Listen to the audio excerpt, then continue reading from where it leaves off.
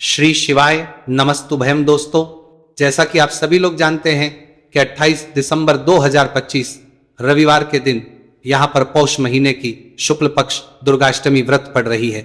इसीलिए दोस्तों, इस दिन का महत्व बहुत ही ज्यादा बड़ा होता है और इस दिन आप लोगों को एक दीपक वाला उपाय जरूर करना चाहिए, जो कि पंडित जी ने अपनी अभी की ही कथा में यहां पर बताया हुआ है। तो दोस्तों, इस उपाय को आपको कैसे करना है, कब करना है, कहां पर करना है और को करते समय आपको किन किन बातों का ध्यान रखना है, ये सारी जानकारी हम आपको इस वीडियो में देंगे। तो चलिए दोस्तों, उपाय को शुरू करते हैं। देखिए, यह दिन इतना खास होता है, इतना महत्वपूर्ण होता है। देखा गया है कभी कभी बड़े बड़े पूजा पाठ अनुष्ठान से जो मनोकामना पूर्ण नहीं होती है, वह 28 दिसंबर 2025 पौष महीने का रविवार अष्टमी तिथि के दिन एक छोटे से उपाय करने से ही मनोकामना पूर्ण हो जाती है। और बहुत सारे लोगों ने इस उपाय को किया भी है और उनको इस उपाय को करने का फल भी जरूर मिला है। अगर आप लोग भी इस उपाय को 28 दिसंबर 2025 पौष महीने का रविवार अष्टमी तिथि के दिन करना चाहते हैं, तो आप इस उपाय को पहले अच्छे से समझ लेना, सुन लेना, उसके बाद करना। आपको इस उपाय का फल जरूर मिलेगा। और इस उपाय को करने से आपके घर में चाहे किसी प्रकार की दुहक और समस्या क्यों ना चल रही हो, आपको उसका कारण भी नहीं पता है कि भाई यह समस्या किस कारण से चल रही है। उसका कुछ भी कारण हो सकता है, जैसे पितृदोष हो सकता है या किसी भी तरह का मंगल दोष भी हो सकता है, और भी बहुत तरह के दोष होते हैं, कुछ भी हो सकता है। पर आपको इस उपाय को करने के लिए अपने दोष को पता लगाने की भी जरूरत नहीं है। 28 दिसंबर 2025 पौष महीने का रविवार अष्टमी तिथि के दिन इस एक दीपक वाला उपाय को आप लोगों को कर लेना है। दोस्तों, अब हम समझते हैं इस वाले उपाय को हमें करना किस समय है। तो सबसे पहली बात दोस्तों, हम समझते हैं कि ये एक दीपक वाला उपाय करना किसको है। तो देखिए, यहां पर सीधी सी बात है कि ये एक दीपक वाला उपाय जो उपाय है, ये किस लिए किया जा रहा है। ये मनोकामना को पूर्ण करने के लिए किया जा रहा है, या आपके जीवन में जो दुख और परेशानियां हैं उनको दूर करने के लिए किया जा रहा है, या का कोई बड़ा काम है जो कि नहीं हो पा रहा है, आप उसके लिए इस उपाय को कर सकते हो। तो सीधी सी बात यह है कि आप अपनी किसी भी प्रकार की मनोकामना के लिए इस वाले उपाय को कर सकते हो। तो यह उपाय वो व्यक्ति कर सकता है जिस व्यक्ति को अपनी किसी भी प्रकार की मनोकामना भगवान शिव जी से पूर्ण करवानी हो। और अगर कोई भी माताएं बहनें जो है अपने घर की सुख और शांति के लिए, घर में धन समृद्धि को बढ़ाने लिए वाला उपाय करना चाहती हैं, तो घर की जो बड़ी माताएं बहनें होंगी वह इस एक दीपक वाला उपाय को विशेष रूप से करें, क्योंकि माताएं बहनें घर की लक्ष्मी होती हैं। और जब घर की लक्ष्मी कोई विशेष उपाय करती है तो उसका फल ही बहुत जल्दी मिल जाता है और बहुत बड़ा होकर मिलता है। अन्यथा इस उपाय को कोई भी व्यक्ति कर सकता है, चाहे वो बड़ा हो, चाहे वो छोटा हो, चाहे वह बच्चा हो। जिस व्यक्ति को एक दीपक वाला उपाय समझ आ गया, वह व्यक्ति इस एक दीपक वाला उपाय को पौष महीने का रविवार अष्टमी तिथि के दिन जरूर करें, क्योंकि उसको इस उपाय को फल बहुत ही जल्द मिल जाएगा। क्योंकि 28 दिसंबर रविवार अष्टमी तिथि के दिन भगवान शिवजी बहुत आसानी से प्रसन्न हो जाते हैं। तो आइए अब हम समझते हैं कि इस एक दीपक वाला उपाय को आपको करना कैसे है और इस उपाय को करने का जो समय है वह क्या है। तो देखिए, इस 28 दिसंबर 2025 पौष महीने का रविवार अष्टमी तिथि के दिन किए जाने वाले यह एक दीपक वाला जो उपाय है, यह मुख्य रूप से सुबह के समय होगा। किस समय होगा? सुबह के समय होगा।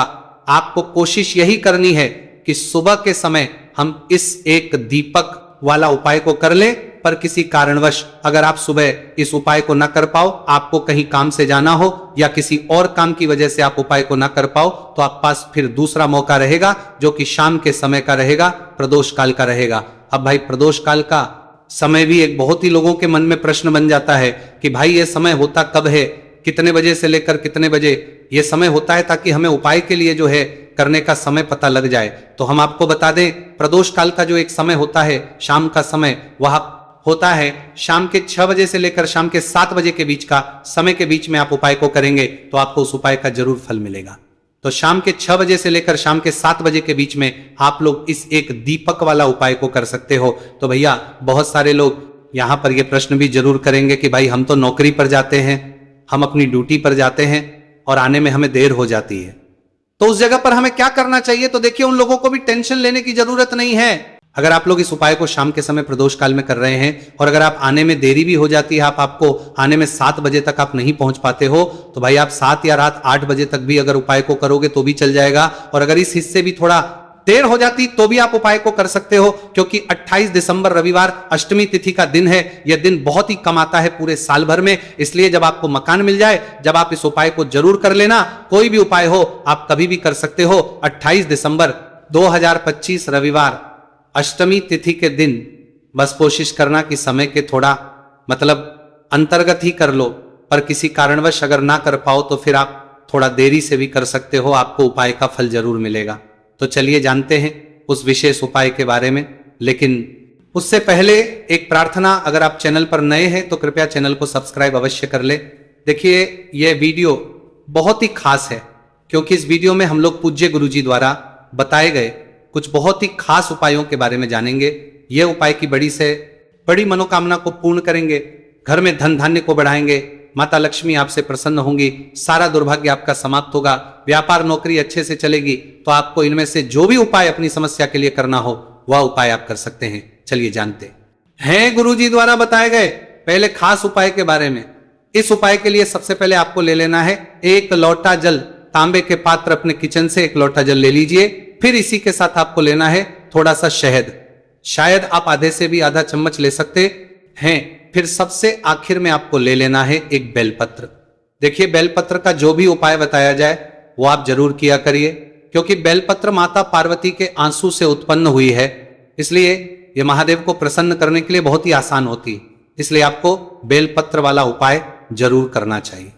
देखिए अगर आपके पास बेलपत्र नहीं है तो शिवलिंग के ऊपर जो बेलपत्र छड़ी है उसको उठाकर जल से शुद्ध करके फिर आप उसका भी इस्तेमाल कर सकते हैं। बस आपको ध्यान रखना है कि यह बेलपत्र कहीं से भी कटी फटी नहीं होनी चाहिए, और बेलपत्र की डंडी के आखिर में जो दूर होती है यानी जो डंठल होता है वो भी नहीं होना चाहिए। अब यह सारी सामग्री लेकर आपको पहुंच जाना है शिवालय। पूज्य गुरुजी ने कहा कि इसको आप सुबह करना चाहें तो सुबह कर लें और शाम को करना चाहें तो शाम को कर लें।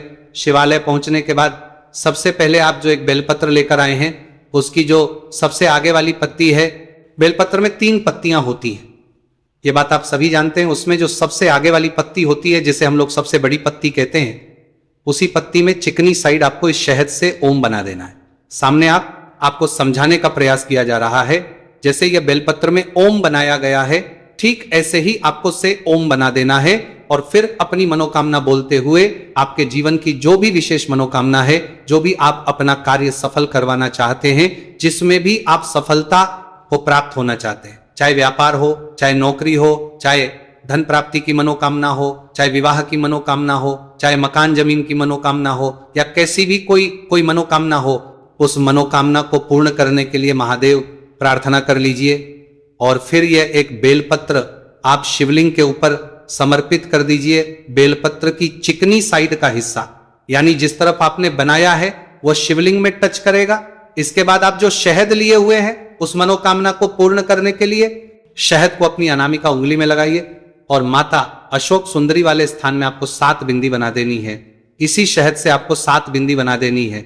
लेकिन ये 7 बिंदी आपको लगानी कैसे है वो आप बहुत ही ध्यान से देखिए। जो शिव पिंडी होती है उस तरफ से आपको लगाते हुए नीचे की तरफ आना है, यानी जलाधारी की तरफ आना है। ऊपर से नीचे की तरफ आपको ये 7 बिंदी लगानी है। आपको 7 बिंदी बना देनी है और माता अशोक सुंदरी से फिर से प्रार्थना कर लेनी है। इसके बाद सबसे आखिर में आपके पास जो एक लोटा जल है, उस जल को आप धीरे धीरे शिवलिंग के ऊपर समर्पित करते जाइए और लगातार ओम नम शिवाय मंत्र का स्मरण करते जाइए। पूज्य गुरुजी ने कहा कि जो भी व्यक्ति माता अशोक सुंदरी वाले स्थान पर शहद लगाकर और शिवलिंग में यह एक बेलपत्र रखकर इस अचूक उपाय को कर लेता है, उसके जीवन की बड़ी से बड़ी मनोकामना महादेव की कृपा से और माता अशोक सुंदरी की कृपा से बहुत ही जल्द परिपूर्ण हो जाती है। तो दोस्तों, इस विशेष उपाय को आप इस 28 दिसंबर 2025 पौष महीने का रविवार अष्टमी तिथि के दिन जरूर करिएगा। ये उपाय आपको पौष महीने का रविवार अष्टमी तिथि के दिन करना है या फिर कि किसी भी पंचमी तिथि में करना है। तो आइए अब जानते हैं पूज्य गुरु जी द्वारा बताए गए दूसरे खास उपाय के बारे में। देखिए, इस उपाय के लिए भी पूज्य गुरु जी ने कहा था कि अगर आपकी कोई विशेष मनोकामना है जो कई उपाय करने के बाद, कई व्रत करने के बाद भी परिपूर्ण नहीं हो पा रही है, तो आपको यह विशेष उपाय इस दिन जरूर कर लेना चाहिए। इस उपाय भी आपको एक बेलपत्र की जरूरत पड़ेगी और साथ ही साथ थोड़े से शहद की जरूरत पड़ेगी। सबसे आखिर में आपको 1 लोटे जल की जरूरत पड़ी। लोटा आप तांबे का ले लीजिएगा और इसमें जल आप अपने किचन से ले लीजिएगा। बेलपत्र लेते समय आप ध्यान रखेंगे कि ये कहीं से भी कटी फटी नहीं होनी चाहिए। अब ये सारी सामग्री लेकर आपको पहुंच जाना है शिवालय। इस उपाय के लिए भी पूज्य गुरु जी ने कहा था कि अगर आप सुबह करना चाहें तो सुबह कर लें और शाम को करना चाहें तो शाम को कर लें। शिवालय पहुंचने के बाद आप सबसे पहले जो 1 लोटा जल लेकर आए हैं उसको धीरे धीरे शिवलिंग के ऊपर समर्पित करते जाइए और लगातार शिव महापुर पुराण के मूल मंत्र श्री शिवाय नमस्तु भयम या फिर ओम नमः शिवाय, इन दोनों में से किसी भी एक मंत्र का जाप करते जाइए। इसके बाद आप जो एक बेलपत्र लिए हुए हैं और जो शहद लिए हुए हैं, देखिए बेलपत्र की जो सबसे ऊपर वाली, जो सबसे आगे वाली पत्ती होती है, जो सबसे बड़ी पत्ती होती है, उस पत्ती में जो चिकनी साइड है, उस पूरे चिकनी साइड में आपको यह शहद लल लगा देना है। अभी पहले उपाय में आपने ओम बनाया था, लेकिन इस उपाय में आपको पूरी पत्ती में शहद लगा देना है। शहद लगाने के बाद यह पत्ती आपको अपनी हथेली में रखनी है। महादेव से आपको प्रार्थना करनी है कि आपकी यह विशेष मनोकामना है, किसी भी प्रकार की मनोकामना हो तो उसको आप महादेव से बोल दीजिएगा और फिर ये एक बेलपत्र आप शिवलिंग में समर्पित कर दीजिएगा। पूज्य गुरु जी कहते हैं कि बेलपत्र माता पार्वती के आंसुओं से उत्पन्न होने के कारण महादेव को बहुत ही प्रिय होती, और जब भी हम लोग कोई उपाय बेलपत्र से करते हैं तो इससे हमारे महादेव हमसे बहुत ही जल्द प्रसन्न होकर हमारी सारी मनोकामनाएं को परिपूर्ण कर देते हैं। तो इस उपाय को भी आप रविवार अष्टमी तिथि के दिन कर सकते हैं या फिर किसी भी पंचमी तिथि में कर सकते हैं। अब जानते हैं गुरु जी द्वारा बताए गए तीसरे और सबसे आखिरी व सबसे खास उपाय के बारे में। इस उपाय के लिए आपको 2 इलायची ले लेनी है, 2 हरी इलायची ले लेनी है।